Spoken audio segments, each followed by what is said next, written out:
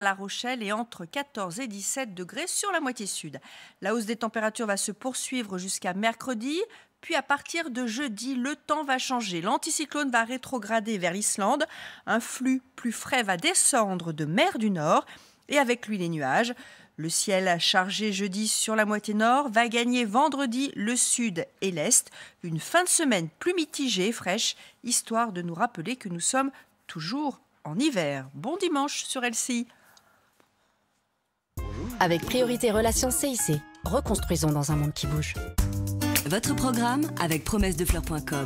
Promessedefleurs.com, pépinière en ligne, conseils et idées pour le jardin et le potager. Votre programme avec meilleurtaux.com, comparateur de crédit et d'assurance pour économiser. Alors, c'est qui le meilleur? Meilleurtaux.com.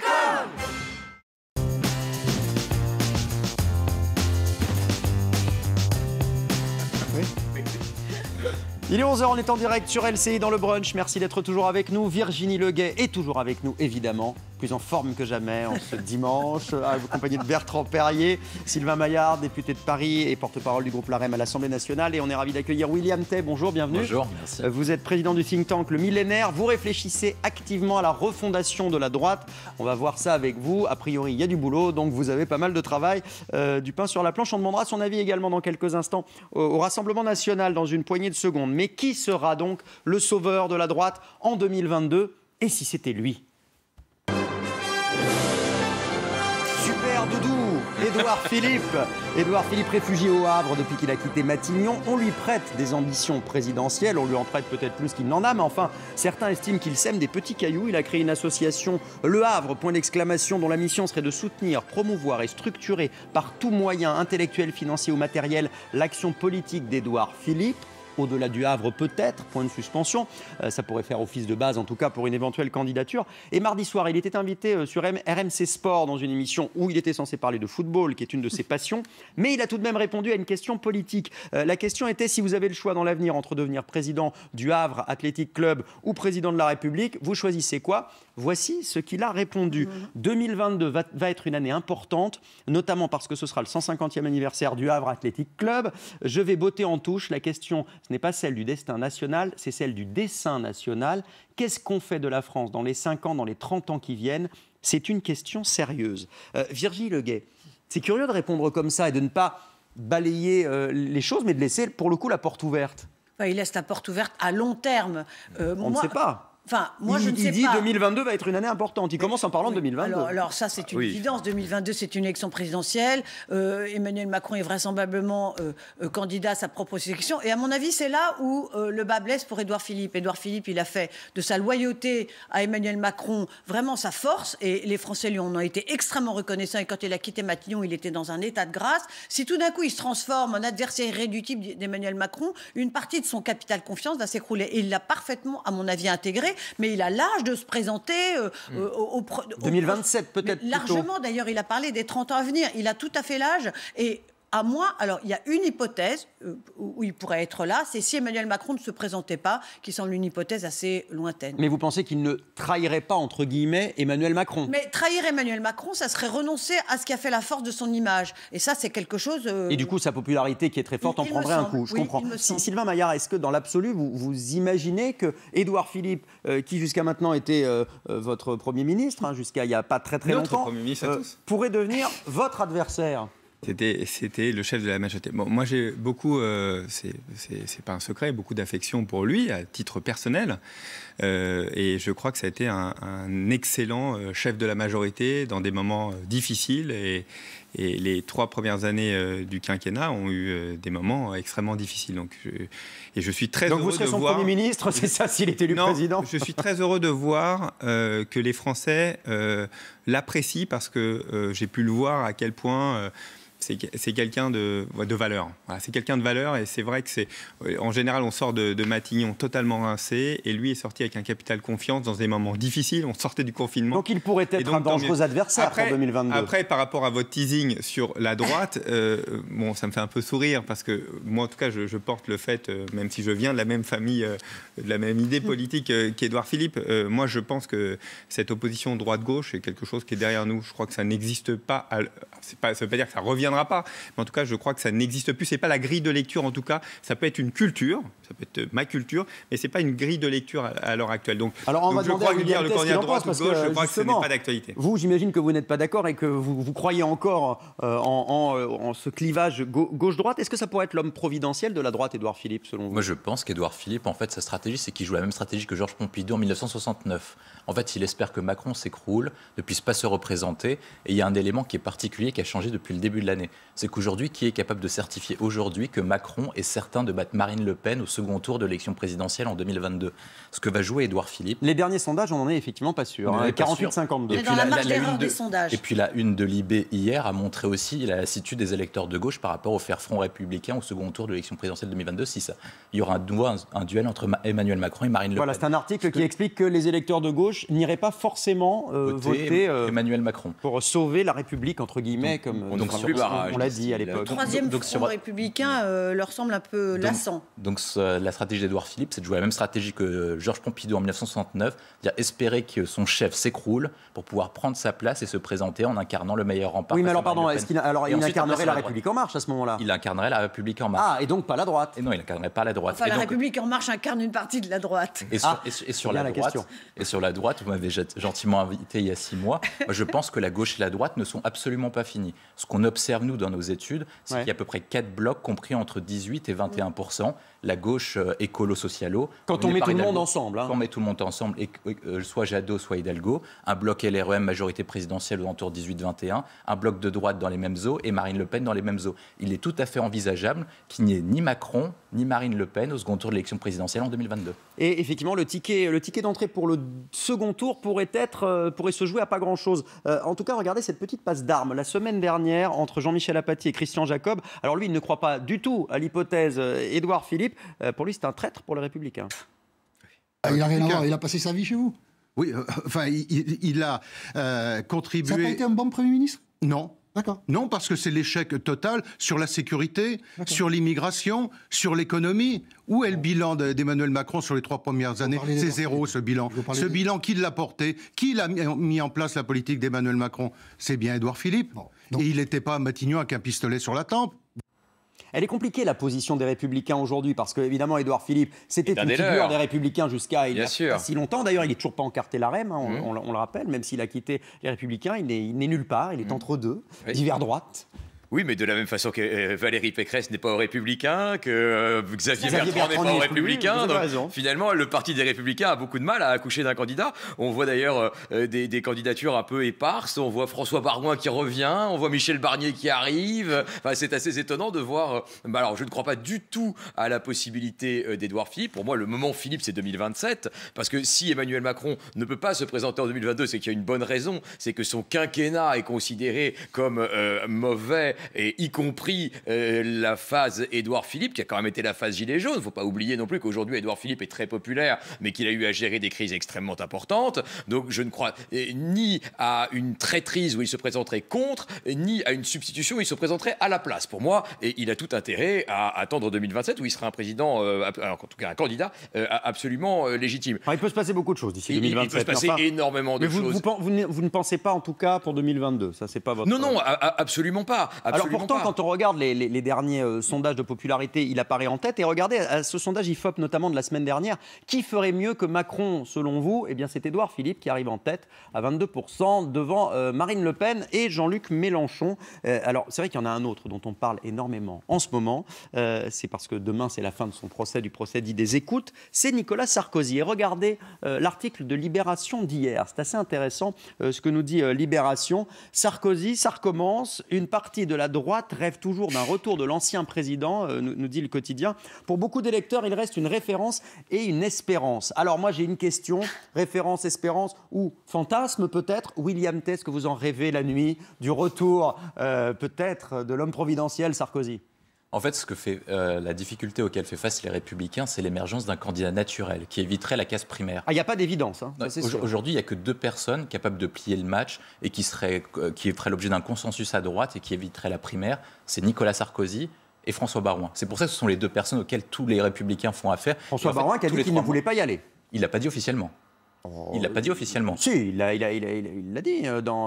Il a laissé dire, en tout cas. Il l'a jamais dit publiquement. Vous croyez encore à l'hypothèse Barouin? En tout cas, au sein du siège des Républicains. Alors on l'avait oublié, lui, on ne l'avait pas rajouté. Les deux personnes qui éviteraient la casse primaire qui pourrait être l'objet de division à droite, ce sont Nicolas Sarkozy et François Barouin. Et en fait, tous les candidats de droite aujourd'hui ont une chance de gagner, parce que ce qui a changé, notamment depuis le début de l'année, c'est que Macron n'est pas sûr de gagner face à Marine Le Pen. Et donc, du coup, tous les candidats de droite se disent nous ferons le meilleur barrage contre Marine Le Pen au second tour. C'est l'objet de Xavier Bertrand, ça peut être l'objet de Valérie Pécresse, et ça peut être l'objet de François Barouin ou Nicolas Sarkozy. Ou de Bruno Retailleau, qui a dit qu'il voulait, lui, pour le coup, une primaire. Virginie Leguet. Oui, je reviens sur votre affirmation, comme quoi Nicolas Sarkozy fait consensus à droite. Je rappelle simplement qu'il a été battu au premier tour de la primaire. Oui, mais face à François Fillon, il a été battu au premier tour de la primaire, alors que pendant des mois et des mois, on le disait, le grand retour, vous allez voir, il va tout balayer sur son passage. Il n'a rien balayé du tout. Et au sein même d'un électorat qui est son noyau dur, il ne faisait déjà pas l'unanimité. Donc que penser de Nicolas Sarkozy qui s'adresserait à l'ensemble de l'électorat de droite? Franchement, là, j'ai des doutes. D'autant que lui-même n'a pas l'air du tout intéressé par un retour sur la scène politique. Il a toujours une très grande popularité, malgré tout, Nicolas Sarkozy. On le voit, il a encore signé un best-seller cet été. À chaque fois qu'il se déplace quelque part, notamment pour une signature, il y a des files d'attente très impressionnantes. C'est vrai que la dernière image qu'on a vue, en revanche, de Nicolas Sarkozy, c'était son arrivée au tribunal, évidemment, parce qu'il a une actualité judiciaire très chargée. Et justement, vous vouliez nous en dire deux mots, Bertrand Perrier. Demain, c'est donc la fin du procès des écoutes, mais ça n'est pas terminé. Il y a d'autres procédures. Oui, alors demain, il va être jugé en première instance par le tribunal judiciaire de Paris sur l'affaire dite Paul Bismuth. Donc le procès a eu lieu à la fin de l'année dernière et le parquet a requis 4 ans de prison, dont 2 ans ferme. Donc une menace judiciaire forte, même si elle serait suspendue s'il y avait un appel. On est en première instance. Mais ça n'est que le début d'un mois de mars extrêmement chargé, puisque à partir du 15 mars, il y a l'affaire Big Malion, c'est-à-dire l'affaire de la campagne de Nicolas Sarkozy pour 2012 et l'idée qu'il aurait dépassé le plafond de dépenses électorales autorisées avec, je le dis tout de suite, un risque pénal moindre, puisque la peine encourue, c'est 1 an. Donc il est moins en danger sur cet aspect-là. Et puis il y a le troisième temps de la valse, évidemment, qui viendra lui beaucoup plus tard, qui est l'affaire du financement libyen de la campagne de 2007. Mais alors pardon, du coup, ça semble totalement impossible d'imaginer un Sarkozy qui se porterait candidat dans 1 an, parce qu'il y a quand même des ennuis judiciaires. Mais pas nécessairement. Imaginons qu'il soit relaxé demain, ce qui me paraît pas du tout improbable. Ensuite, il reste Big Malion. Il reste Big Malion, mais il pourrait interjeter appel, il ne serait pas condamné définitivement. Et puis l'affaire libyenne, il est simplement mis en examen. Alors il est mis en examen pour des chefs assez infamants, puisqu'il est mis en examen pour association de malfaiteurs, ce qui fait mauvais genre pour quelqu'un qui est candidat à une élection présidentielle. Après, Takieddine est revenu sur ses propos. Il est toujours présumé innocent. Donc il y a un calendrier effectivement chargé, il y a une course d'obstacles effectivement, mais il n'y a pas d'obstacle rédhibitoire à ce stade. Il peut y avoir des possibilités. Là encore, on parlait du trou de souris par rapport au reconfinement. Il y a peut-être un trou de souris pour Nicolas Sarkozy. William Tay, vous parliez il y a quelques instants de cette fameuse affiche qu'on nous promet, qu'on nous annonce, que les sondages en tout cas nous annoncent. Marine Le Pen face à Emmanuel Macron pour une redite du second tour de 2017. On va en parler avec Julien Audoul qui est avec nous. Merci d'être avec nous, Julien Audoul. Bonjour. Du Rassemblement national, bien sûr. Alors, on avait Thierry Mariani sur notre plateau il y a 15 jours qui nous disait que finalement, aujourd'hui, la vraie droite, entre guillemets, c'est le Rassemblement national. Est-ce que vous partagez le constat de Thierry Mariani qui, pour le coup, lui, était à droite et il a fait le pas pour venir chez vous? En tout cas, la vraie alternative et la seule alternative aujourd'hui à Emmanuel Macron, c'est indiscutablement Marine Le Pen et le Rassemblement national. Et c'est vrai que quand on nous parle de droite, il faut quand même faire le bilan de cette droite, parce que c'est bien gentil, les retours de Nicolas Sarkozy, les appels à certains candidats, mais la droite, c'est quand même la trahison permanente pour la France et les Français. Si on prend juste le mandat de Nicolas Sarkozy de 2007 à 2012, ce sont des mensonges et des reniements. La droite, on nous avait dit, c'était moins d'immigration. Il y a eu en 5 ans, sous Nicolas Sarkozy, 1 million de titres de séjour supplémentaires, 500 000 naturalisations. Les frontières ont été ouvertes aux 4 vents. On nous a dit aussi, c'est plus de sécurité. Avec le Karcher, vous vous rappelez, qui s'est transformé finalement en pistolet à eau. Ça a été la suppression de la double peine. Ça a été surtout la suppression des effectifs de police et de gendarmerie. 13 000 effectifs qui ont été supprimés sous le mandat de Nicolas Sarkozy. Et puis on nous avait dit, la droite, c'est le retour de la nation. Et finalement, ça a été l'européisme décomplexé avec le traité de Lisbonne qui est passé dans le dos des Français qui avaient rejeté de ce que je vous entends, de ce que j'entends de votre part, Julien Audoul, c'est que du coup, la droite, elle est grillée, elle n'existe plus. Et ce que vous me dites là, c'est un peu aussi la politique d'Emmanuel Macron. Donc ça veut dire que finalement, la nouvelle droite, c'est Emmanuel Macron face à vous. Mais évidemment, mais la droite aujourd'hui, c'est quoi? C'est le réservoir à ministres d'Emmanuel Macron. Il y a 6 ministres des Républicains aujourd'hui qui sont au gouvernement d'Emmanuel Macron. Il y a 2 premiers ministres. Il y avait l'ancien Édouard Philippe, il y a le nouveau Jean Castex. Donc aujourd'hui, c'est ça la droite. Nous appelons très sincèrement les électeurs de droite sincères, qui ont des valeurs, qui ont toujours cru au gaullisme, à une certaine idée de la France, de la République, à nous rejoindre, car nous sommes la seule alternative. Je veux dire, aujourd'hui, les cadres de chez LR, les dirigeants de chez LR, ils collaborent avec Emmanuel Macron, ils rêvent d'entrer au gouvernement d'Emmanuel Macron. Je prends juste l'exemple dans mon département de Lyon de Guillaume Larrivé, qui a été l'un des plus virulents et acharnés opposants à Emmanuel Macron pendant des années, qui a même écrit un livre contre Emmanuel Macron et qui, depuis quelques mois, lui fait des appels du pied et est devenu plus macroniste que les macronistes. À Nice également. Alors, à l'inverse, est-ce que vous pouvez récupérer certains barons de la droite? Vous l'avez fait avec Thierry Mariani. Je ne sais pas, il peut y avoir un Éric Ciotti, une Nadine Morano, par exemple, qui est plus proche de vos idées. Mais nous tendons la main à tous les Français, quels qu'ils soient responsables politiques, qu'ils soient militants, qu'ils soient simplement citoyens non encartés, à tous les Français qui se reconnaissent dans nos valeurs et qui ont envie de sauver la France. En tout cas, vous êtes convaincu, Julien Audoul, que Marine Le Pen sera au second tour de la présidentielle l'année prochaine? Oui, c'est une évidence et je suis surtout convaincu qu'elle va être notre prochaine présidente de la République. Les sondages que nous avons vus dernièrement sont extrêmement optimistes, 48% au second tour si elle était opposée à Emmanuel Macron. Je pense que les Français ont vu depuis le début de la crise sanitaire, qu'elle avait été extrêmement sérieuse dans les solutions qu'elle proposait, qu'elle avait une vision pour le pays, qu'elle a une vision qui est équilibrée, une vision qui est pragmatique, une vision qui est nationale. Alors, Virginie Leguet avait une question à vous poser. On manque de temps. Virginie Leguet avait une question à vous poser. Une petite question très rapide. Lors du débat qu'il a opposé à Gérald Darmanin, Marine Le Pen a été assez imprécise sur les chiffres concernant justement l'immigration, qui est un de vos sujets phares. Est-ce que vous n'avez pas peur que finalement son manque de compétences ou de maîtrise des dossiers lui revienne en boomerang? Et j'ai en mémoire le débat d'entre-deux tours de 2017. Ça fait peur, ça. Est-ce que tout cet engrenage-là ne va pas fragiliser finalement quand même malgré tout son image? Non, mais ne parlons pas de compétences avec les soi-disant experts macronistes qui ont mené le pays dans le mur. Non, je vous parle des chiffres de l'immigration qu'elle a donnés qui étaient inexacts. Non, pas du tout. Non, pas du tout. Marine Le Pen a toujours été extrêmement claire sur les chiffres, à la fois des titres de séjour, des demandeurs d'asile et surtout du nombre d'immigrés qui rentrent chaque année en France. Oui, c'est une réalité. Aujourd'hui, nous avons plus de 400 000 personnes qui viennent chaque année dans notre pays. Tout le monde n'était pas d'accord sur les chiffres, ça n'était pas les mêmes chiffres que ceux officiels du ministère de l'Intérieur. On peut débattre sur les chiffres, encore une fois, l'essentiel n'est pas là. L'essentiel, la précision. Non, mais attendez, ne parlons pas de précision avec, encore une fois, des gens, Emmanuel Macron et son gouvernement, qui ont menti aux Français depuis le début de la crise sanitaire, qui ont menti sur les masques, qui ont menti sur les tests, qui ont montré tout l'étendue de leur incompétence pour gérer une campagne de vaccination. Donc, très sincèrement, un peu d'humilité du côté de la Macronie. Je considère que Marine Le Pen, depuis le début, a proposé des mesures qui ont été saluées par tout le monde et qui ont été reprises par la Macronie après. Donc, en matière de compétences, je pense que Marine Le Pen fait figure d'exemple. On vous a bien entendu. Merci beaucoup, Julien Audoul, d'avoir été avec nous. Alors, William T, on va parler des autres maintenant. Les autres visages qui pourraient peut-être représenter la droite en 2022. Gérard Larcher, le président du Sénat, s'attelle également à le chercher, ce peut-être champion pour 2022. Ça a l'air compliqué. C'était encore avec le taquin Jean-Michel Apathy. Rouvrir l'espace entre Emmanuel Macron et le Rassemblement national. Voilà pourquoi il nous faut le centre droit, les gaullistes, la droite, faire une proposition alternative. Elle va venir. Elle va venir. Elle va venir. Faut se presser, non? Non, elle va venir. C'est ce à quoi je travaille. Je dois dire que c'est ce à quoi je travaillerai sans arrière-pensée. C'est qui votre préféré? Je n'ai pas de préféré. Si, bien sûr. Non, je n'ai pas de préféré. Je ne vous crois pas.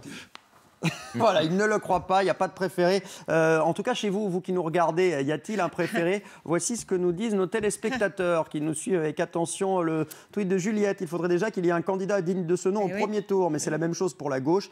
Personne de crédible pour le moment, nous dit Juliette. Est-ce qu'on a un autre message peut-être qui nous parvient ce matin? Oui, de Romain: la droite comme la gauche sont mortes en ce moment et je doute fort qu'on évite le duel Macron-Le Pen. Bertrand Perrier. Oui, indépendamment des questions de personnes, il y a les questions de la ligne politique sur laquelle la droite va pouvoir s'aligner en 2022. Est-ce qu'on a une droite plutôt sociale, une droite plutôt morale, une droite plutôt européenne à la Barnier, une droite plutôt souverainiste, une droite plutôt libérale en économie, plutôt dirigiste en matière de politique publique et de régalien? En matière sociétale, en matière sociétale, on sait très bien que, par exemple, Xavier Bertrand est plutôt avancé, enfin disons précurseur par rapport à la droite sur les questions de société. Donc, indépendamment des questions de personnes, il y a quand même une question de ligne. On sait depuis René Raymond et son ouvrage fondateur qu'il y a trois droites, la droite légitimiste, la droite orléaniste, la droite bonapartiste. Entre ces trois tendances de la droite, il va falloir trouver quelqu'un qui fait une synthèse, ce que faisait Nicolas Sarkozy.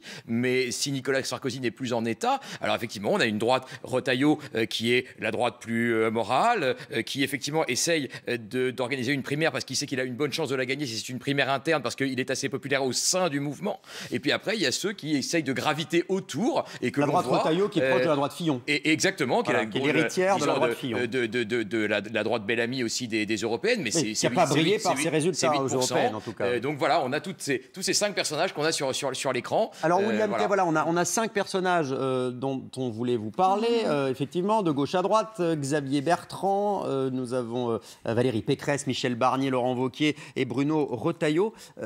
Alors, sur la ligne, vous qui réfléchissez avec votre think tank sur l'avenir de la droite, quelle ligne, selon vous, pourrait l'emporter? En tout cas, laquelle pourrait se différencier peut-être de La République En Marche? Monsieur Perrier, en fait, a répondu à une partie de la question. Il y a 3 droites en France. La droite orléaniste, la droite bonapartiste, la droite légitimiste. On ne peut pas être les 3 en même temps. Une partie de la droite orléaniste est partie chez Emmanuel Macron. Une partie de la droite légitimiste est partie chez Marine Le Pen. Qu'est-ce qui reste, du coup? Il reste la droite bonapartiste. En fait, il faut que la droite revienne à ses fondements, revienne à une droite bonapartiste, gaulliste. En fait, je pense qu'il faut tracer un horizon. L'horizon, c'est reprendre le contrôle de la maîtrise de son destin, qui est basé sur un projet gaulliste, réformateur et guidé par l'intérêt national. Alors, qui peut représenter cette droite-là? J'explique. Du coup, il faut montrer en fait que la droite est capable d'imaginer le pays dans les 50, 100 ans à venir. Globalement, il faut tracer la France et l'Europe dans un projet mondial. On va arriver dans un grand conflit entre la Chine et les États-Unis. Quel est le projet européen? Quel est le projet français? Je pense qu'il faut que le projet français soit de faire une nation industrielle et de savants et de préserver l'art de vie à la française. Ensuite, quel candidat peut l'incarner? Je pense en fait que tous les candidats que vous avez montrés incarnent une partie du projet. Et la difficulté pour tous les candidats qui n'arrivent pas à s'imposer pour l'instant, c'est qu'ils n'arrivent pas à parler à l'ensemble de la droite et à parler à toutes ses sensibilités et à tous les éléments que je vous ai indiqués. Alors comment on fait pour choisir? Est-ce qu'il faut une primaire, comme le réclame Bruno Retailleau? Alors moi je le dis, s'il y a 2 candidats qui se déclarent, il n'y aura pas de primaire, c'est François Baroin et Nicolas Sarkozy. Alors si ces deux-là n'y vont pas... ce sont deux hypothèses qui sont quand même assez peu probables, malgré tout. Si ces deux-là n'y vont pas, Christian Jacob a expliqué que celui qui arriverait au second tour et qui se placerait dans les sondages en capacité d'aller au second tour serait déclaré comme candidat naturel et serait investi par les Républicains. Donc vous voulez dire que ça va être des sondages d'opinion qui vont voir qui se dégage en fait, ça va être une sorte de consensus. Vous verrez, en fait, ça va être légitime. En fait, il y a un candidat naturel qui va émerger. S'il y en a un qui se dégage, il faut qu'il y ait quelqu'un qui se dégage. Et s'il n'y a pas de candidat naturel, alors il y a une primaire qui sera organisée entre septembre et novembre. Il va falloir quand même se dépêcher de choisir, Virginie Leguet. Je pense que c'est pas obligé de décéder maintenant. Je mettrai juste un élément dessus, c'est qu'en fait, ce qu'on remarque actuellement dans tous les pays européens occidentaux, c'est qu'on assiste actuellement à un gel démocratique. C'est-à-dire que vous prenez tous les sondages d'intention de vote dans tous les pays, les sondages ne bougent pas, que ce soit en Italie, au Royaume-Uni, qu'importe. J'imagine que la crise, évidemment, a gelé en fait.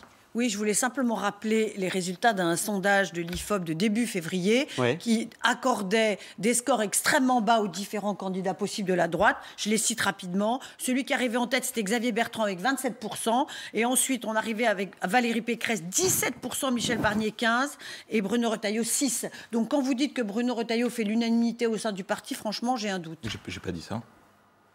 Bah, vous dites que s'il y a une primaire, il la gagnera. C'est monsieur qui l'a dit. Oui, Non, oui, c'est- mais j'ai un doute. alors ça dépend, parce qu'il J'ai est un doute. favorable à une Si c'est une primaire primaire extrêmement ouverte ou compliquée, pas, c'est primaire ça. ouverte, semi-ouverte ou fermée. Si la Sylvain Maillard, vous aimeriez être républicain aujourd'hui?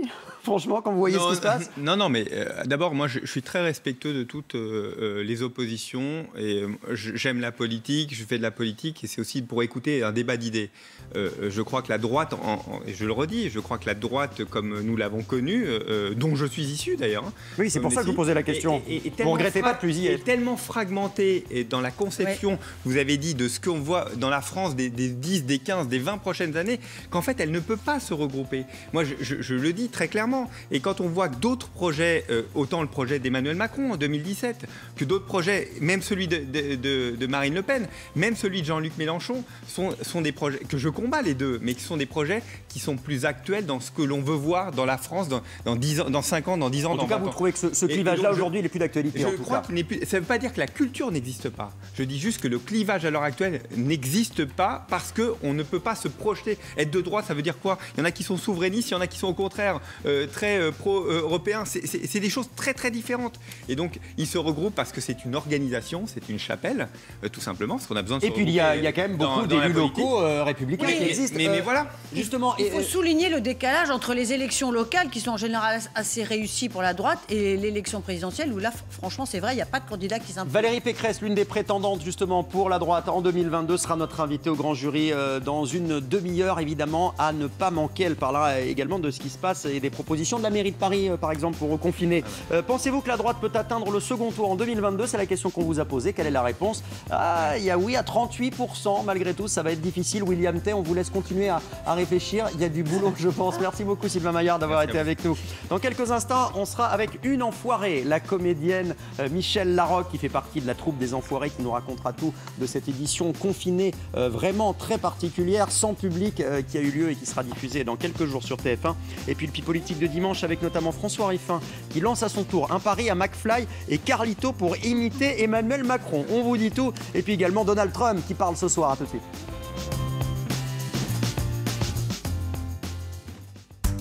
Votre programme avec promessesdefleurs.com. Promessesdefleurs.com, pépinière en ligne, conseils et idées pour le jardin et le potager. Votre programme avec meilleurtaux.com, comparateur de crédit et d'assurance pour économiser. Alors, c'est qui le meilleur? meilleurtaux.com.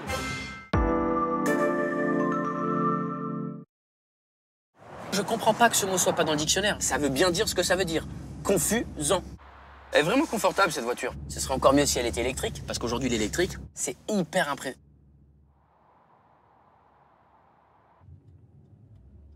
Le confort s'apprécie encore plus avec du silence. SUV Citroën C5 Aircross hybride à partir de 289 € par mois. Citroën. Profitez d'offres exceptionnelles sur la gamme SUV Citroën. Regarde-moi. Je suis le ciel qui gronde. Un orage au cœur noir. S'enfuir ne sert à rien. Il est déjà trop tard. J'ai des torrents de pluie, des bourrasques, des éclairs. Pour lutter contre moi, que pourrais-tu bien faire?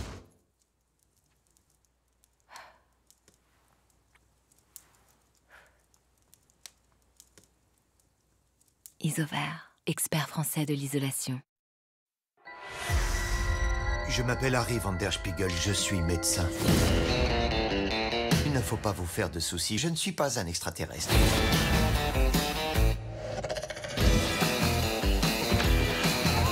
C'est pas louche, peut-être.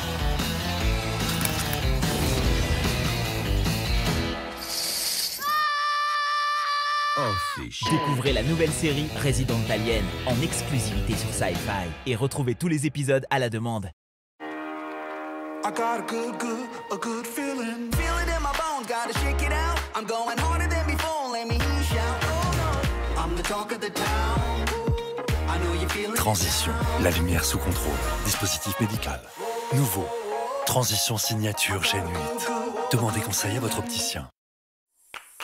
Et si tous les emballages alimentaires étaient entièrement renouvelables? Aujourd'hui, nos emballages sont composés jusqu'à 89% de matériaux d'origine végétale. Notre ambition est d'aller encore plus loin. Participez au changement, choisissez le carton. Plus d'informations sur gonature.tetrapak.fr. Tetra Pak protège ce qui est bon. Mot de passe oublié? Vous n'arrivez pas à vous connecter? Utilisez Avira Password Manager et c'est compris dans Avira Free Security. Avira, à télécharger gratuitement sur avira.fr. Retrouvez chaque jour le vrai prix des bonnes choses. Faux filet de bœuf charolais, 4,49 €. On est très mal, oui. Lidl, le vrai prix des bonnes choses. Sur laposte.fr, j'envoie mes lettres recommandées. La Poste les imprime et se charge de les remettre. Professionnels, envoyez vos lettres recommandées en ligne. C'est simple, c'est sur laposte.fr.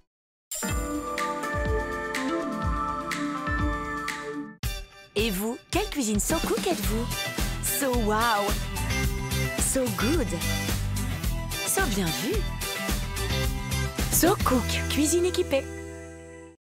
Avec laposte.fr, mes timbres sont aux couleurs de mon entreprise. Imprimer mes timbres avec mon logo, c'est simple, c'est sur laposte.fr. Et en ce